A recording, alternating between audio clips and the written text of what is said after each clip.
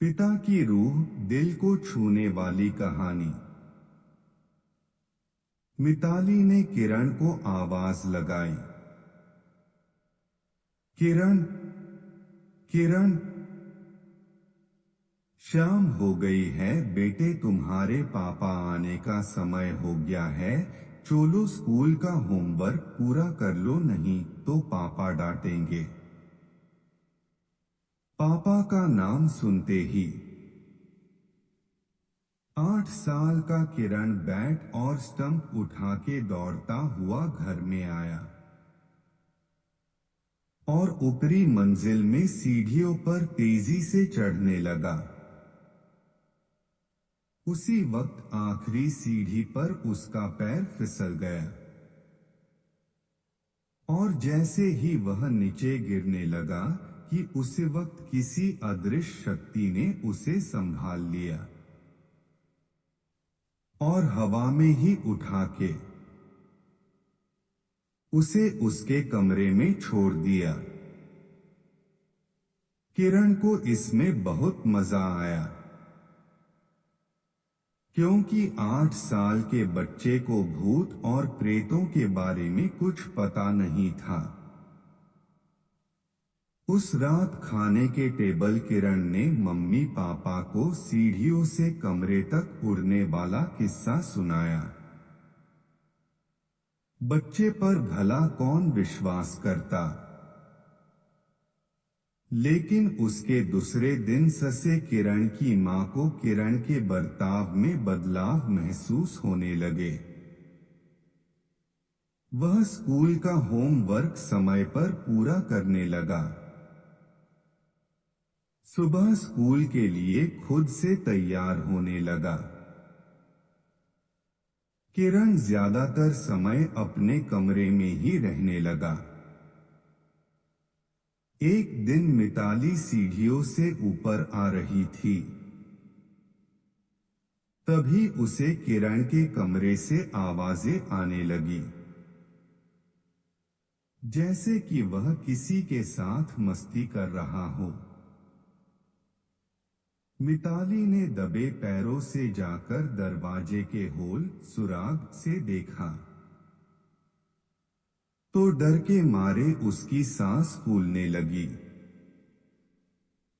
क्योंकि एक आदमी की धुंधली सी परछाई बालकनी के पास खड़ी थी और उसके बाजू में किरण उसका हाथ पकड़ के खड़ा था। उस आदमी ने जब पीछे मुड़ के देखा तो मिताली डर से दहल उठी,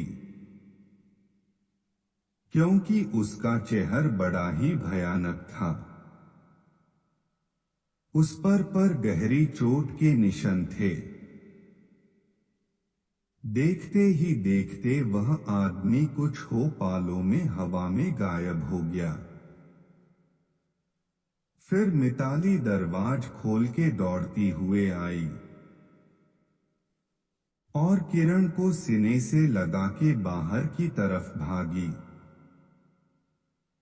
जब मिताली ने किरण से पूछा कि वह आदमी कौन था,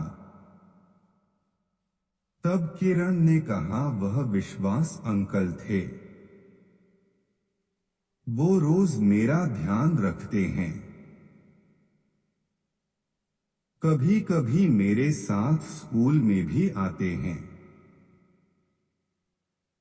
मैंने आपको बताया था ना,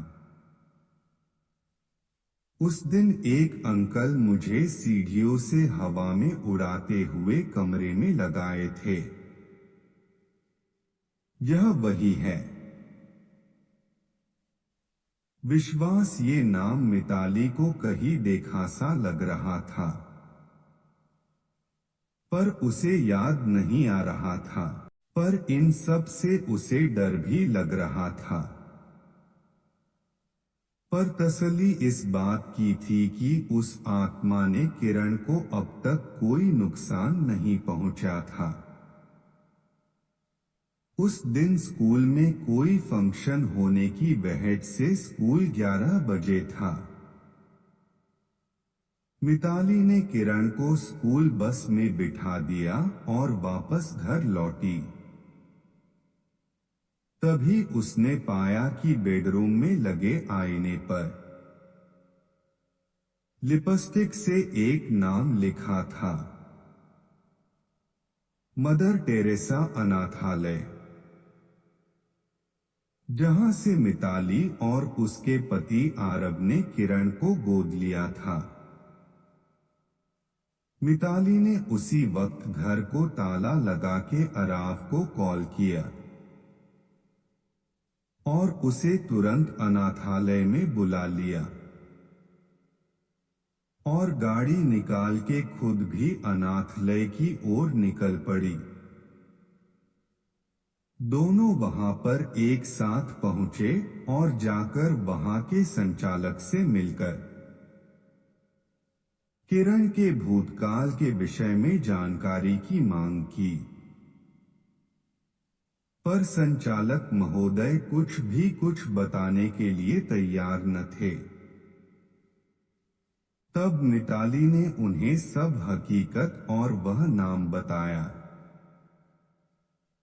वह सुनकर संचालक महोदय सच्चाई बताने के लिए राजी हो गए। वह बोले कि विश्वास त्यागी, यह किरण के पिता का नाम है। किरण को जन्म देते वक्त उसकी मां गुजर गई थी। उसके बाद उसके पिता ने ही उसे पाला, पर बदकिस्मती से एक कार एक्सीडेंट में उनकी भी मौत हो गई। किरण भी उसी कार में था, पर वह किस्मत से बच गया था। लेकिन सिर पर गहरी चोट लगने की वजह से उसकी यादें मिट गई है। जब किरण के किसी भी रिश्तेदार ने हमदर्दी नहीं दिखी, तब कोर्ट उसकी की जिम्मेदारी हमें सौंपी। उसके बाद हमें भी बहुत बार ऐसा महसूस हुआ कि किरण हिफाजत कोई रूहानी ताकत कर रही है, पर उस रूह ने उसे कभी नुकसान नहीं पहुंचाया। यह बात भी सच है। सारी बात ठीक से समझने के बाद मिताली और आरव जब घर पर लौटे और जब वह बेडरूम में बैठे बातें कर रहे थे, तभी उनके सामने ही वहां के आईने के पास रखी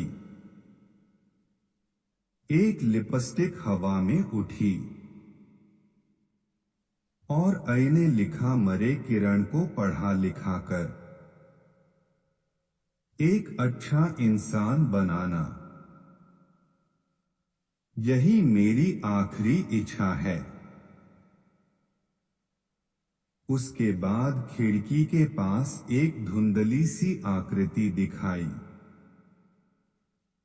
दी और एक आवाज सुनाई दी, मैं हमेशा किरण के आसपास रहूंगा।